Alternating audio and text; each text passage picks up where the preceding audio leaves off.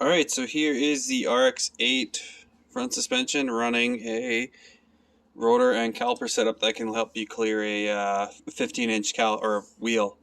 So this is basically your stock spindle that's been modified. These are like a cast steel.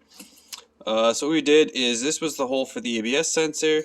We drilled it out to 12 mil to accept the 12 mil fasteners. We added some material here to weld it up, so it was a little less thin right around the bolt hole. This one we had to offset the hole. The hole is usually there, so we drilled and tapped that for a 1/2 inch fine bolt, which is this guy here, put it in, and then when we were welding it, we welded it up. And then when we drilled our hole, it's half into the threads, so there's no way this can fall out, and it's a great way of plugging it. Probably could have done it there and then flushed it up and it would have looked stock. Originally I put this guy in here as a piece of flat bar just across 1/8 just to kind of stiffen it up. I then made my adapter plates because the caliper sits it needs to come up a 1/4 inch, which was great. It was a nice round number. Nothing weird had to get machined. So yeah, we made that so it lines with the 2 holes. I didn't have to weld this in. I don't think it adds any sort of needed rigidity. It probably adds rigidity to it because it's welded up across the whole length and across the eyelet holes, but I did anyways. And that's just more for making it easier when I'm installing, so I don't have a little shim plate that I'm messing around with. Because on the bench it's super easy, but when you're on the car, you know, on your knees, it's kind of a pain. These rotors are off of a 02 Mustang V6. They're the power slot ones. This is what I was running on the Capri. They're good rotor pads. I don't know. But yeah, we had to increase the hub bore, put it on the lathed it out, fits in nicely. And that's pretty much it.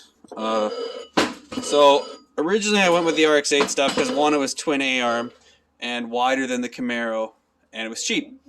The side benefit was the giant rotors that this car came with. It was great, but I kind of went back to where I started, is that I don't want to run 17s on this vehicle. Now with the RX8 front spindle, you can get the automatic and run 16s, but this car, you know, it's going to be kind of an IMSA type build. Really needs the 15s with a lot of meat to fill the wheel well. But yeah, so you had to press out the hubs. I fucked this cap up, which sucks, but I'm not using the ABS, so I just ripped all the guts out.